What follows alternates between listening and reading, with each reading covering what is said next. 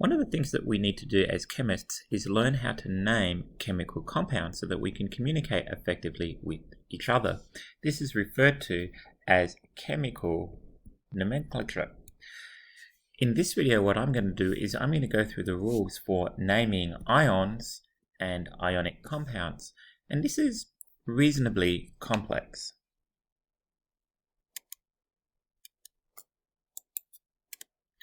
So what is chemical nomenclature? Chemical nomenclature is the system that we use to distinguish compounds from each other and all of the rules that we use to devise their names.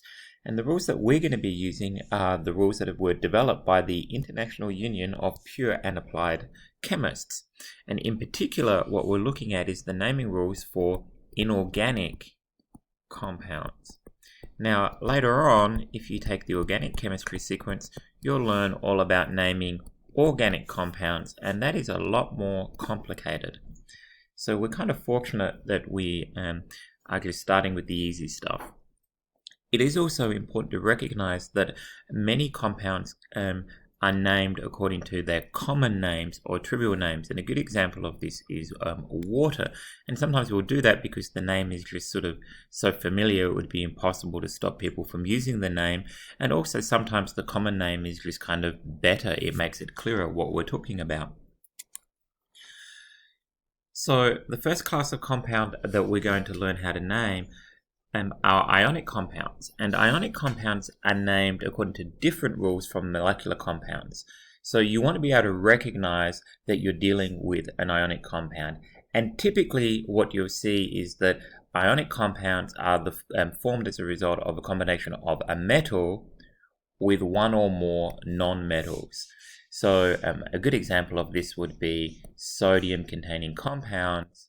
As soon as we see that symbol for sodium, we recognize that it's a metal and we know that we're dealing with an ionic compound. Now, later on you're going to see that some ionic compounds can actually begin with a non-metal, but we'll learn how to recognize that.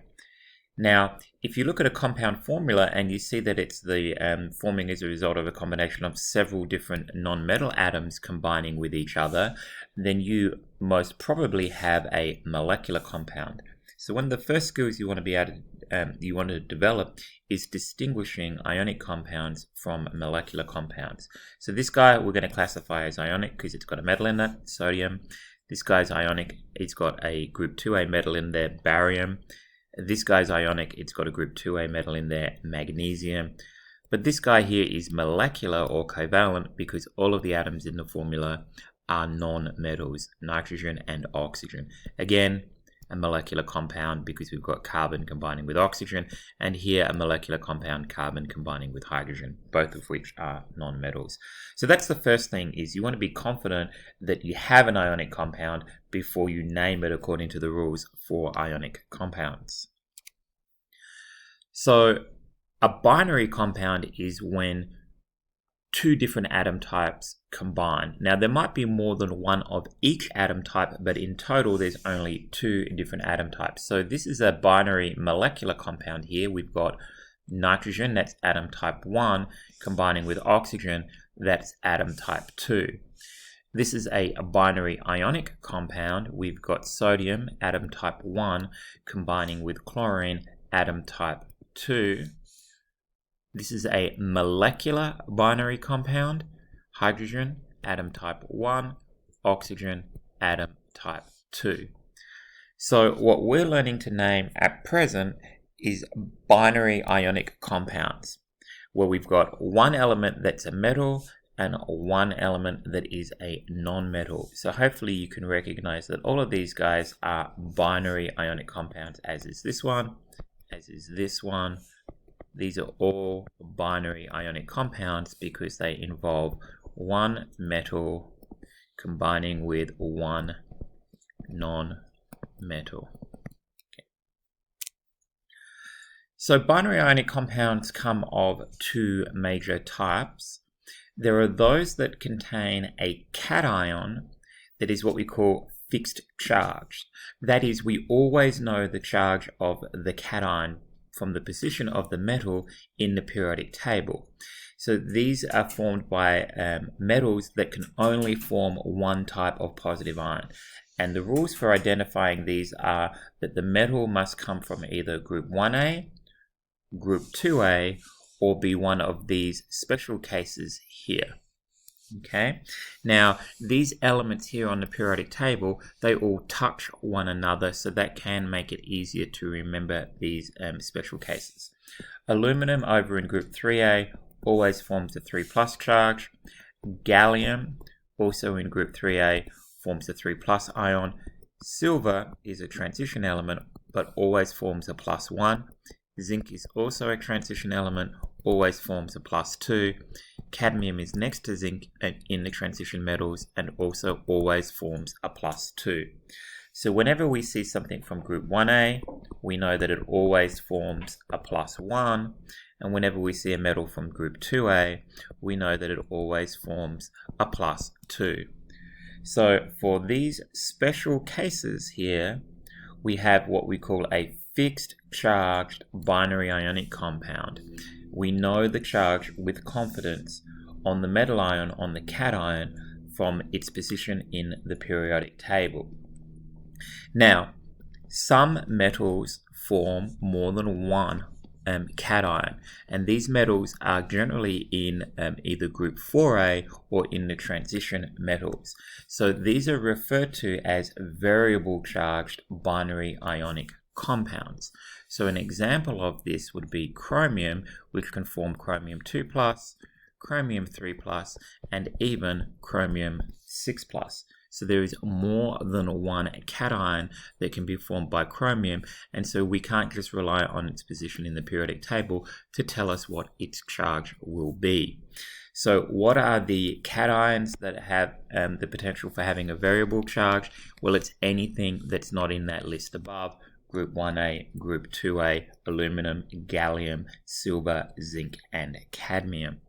So this is kind of the key information that you want to have at hand when you begin to name a binary ionic compound.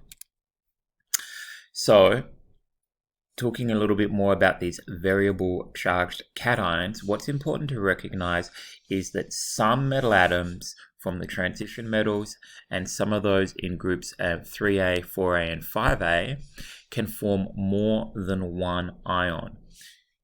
Really common examples are the Fe2+ and Fe3+ ions of iron. Then we have chromium, which I mentioned previously, with its 3 common ionic forms. Cobalt has 2 common ionic forms, +2 and +3, and copper, 2 common ionic forms, +1 and +2. Silver, aluminum, gallium, zinc, and cadmium, they only form one ion, and I mentioned these previous. We've got silver plus, aluminum 3+, gallium 3+, cadmium 2+, and zinc 2+. This is just, you have to just memorize this. There's no real getting around it. As I mentioned, all of these elements are touching one another in the periodic table, so you can kind of and they kind of form a check mark if you draw a line through them, so that's something to keep in mind as well. So we're going to learn how to write the names of cations that contain one of these variable charged metal ions. So this is anything that isn't group 1A, group 2A, aluminum, gallium, silver, cadmium, or zinc. Because these are variable charge and we can't tell what the charge is from the position on the periodic table, we have to specify the charge as part of its name. And how we do that is by putting it in Roman numerals after the element's name. So it's really, really simple. If I want to indicate the chromium 2+ ion, I wrote chromium, then parentheses, and then I put 2 in Roman numerals and the word ion.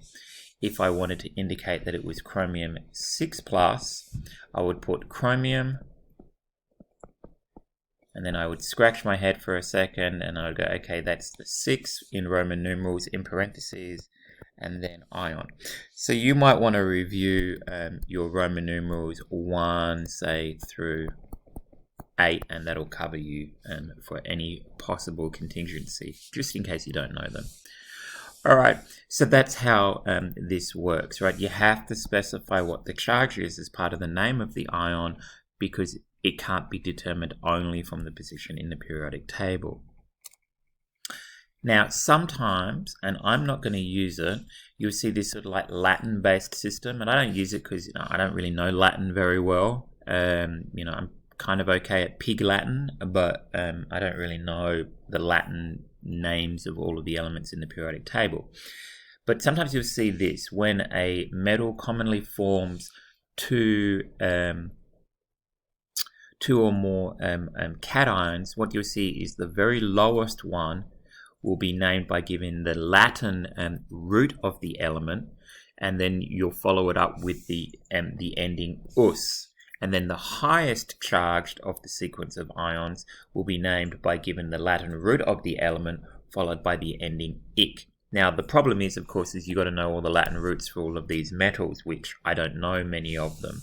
So chromium has the Latin root chrom, and so its lowest one is us. So the Cr2 plus is called chromous ion, and then Cr3 plus is chromic ion. And you can already see that it's not a great system because what about the 6 plus, right? And then we've got copper 1 plus, that's the lower of the two, so that's called cuprous. Cupra is the Latin root for copper, and then the higher one is 2 plus, and that's called cupric ion. And then iron, the Latin root is ferro, so we end up with ferrous for the 2 plus and ferric for the 3 plus, which is the higher. And so how I remember this is like this: lower has an O in it, and they become the us's, and then higher has an I in it, and they become the ic. Now you'll see this around on the internet and stuff, people talking about the us's and the ics, and it's worth knowing, but I'm not going to test you on it. Okay, so what about if your metal doesn't form isn't a variable charged metal ion? If it's one of those fixed charged ones, they're really easy to name. For the fixed charge, you just give the element name plus the word ion. So what I'm really saying is, if it's fixed charged cation, you don't need to put the Roman numerals. So for group 1A, group 2A, then aluminum, gallium, cadmium, zinc, and silver, they don't get Roman numerals, okay? All right. Now, what about the anions that are going to be present in ionic compounds? So what we call monatomic anions, these are the things that are formed by nonmetals when they gain electrons. They're really easy to name. You take the stem name, which is normally the first syllable of the nonmetal atom's name, and then you just add the letters IDE to the end. All right, you just change the ending of the atom's name to IDE, and then you follow it up with the word ion. So here's one here. Br minus is the bromide ion, right? Cl minus, the chloride ion. So they always end in IDE, right? O2 minus, oxide ion, and so forth. So you'll see that there is no mention of the charge. Why is there no mention of the charge? Well, for the nonmetals, you always know the charge on the basis of the position in the periodic table, and the nonmetal atoms never form more than one anion. So it's real simple. Anything in group 6A, we always know that it has a 2 minus charge for the 6A. Anything in group 5A has a 3 minus charge. Anything in group 7A has a 1 minus charge. So we always know from the position in the periodic table this is a 2 minus, so we know that it's in group 6A. So there's no need to specify the charge for these guys. Alright, so how do you name a binary ionic compound? Pretty simple. You give the name of the cation and then you follow it up with the name of the anion, but you don't have to put like ion to ion, oxide ion. You eliminate all the occurrences of the word ion. So the big thing for us is to decide, does our cation require the charge in parentheses? Is it outside of one of our special cases of being a fixed charged cation? So that's your big decision. So it always begins with the name of the cation, which in this case is going to be ion 2. Now I know this because oxygen is always a 2-, and I've got one ion there. And that tells me that the two ions have equal and opposite charges, because ions only combine in a 1-to-1 ratio when they have equal and opposite charges. So the ion must be 2+. Okay, so sometimes you have to do a little bit of thinking to get the correct charge that goes in parentheses, and then it's oxide because the second element, the nonmetal, is oxygen. So you'll know if you've got these right because they always end in IDE. All of these binary ionic compounds, their names are going to end in IDE. Now in this case, we just write sodium without a charge in parentheses because sodium is in group 1A, and remember for 1A, 2A, and then all of our special cases, which were aluminum, gallium, silver, cadmium, and zinc, we don't need any Roman numerals. And then it's chloride because we take the stem name of chlorine and we add the ending IDE. So it's a pretty simple idea, but it does take some practice. Like I said, the big challenge is deciding the charge on if you need to put the charge in Roman numerals for your cation. Okay, so that concludes this section on naming binary ionic compounds and naming simple cations and anions.